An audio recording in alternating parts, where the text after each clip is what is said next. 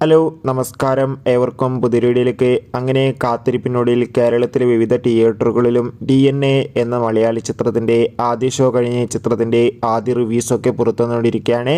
ആ റെപ്റ്റേഷനാണ് ഇന്നൊരു വീഡിയോ ഭാഗത്ത്. വീഡിയോയിലേക്ക് മുൻപ് വീഡിയോ ലൈക്ക് ചെയ്യുക. ഐശ്വര്യ രശ്മി, അതോടൊപ്പം തന്നെ ബാബു ആൻ്റണി, റിയാസ് ഖാൻ, അജു വർഗീസ് എന്നൊക്കെ പ്രധാന കഥാപാത്രങ്ങളായെത്തി. ഇന്ന് ജൂൺ 14 റിലീസ് ചെയ്ത ചിത്രമായിരുന്നു DNA.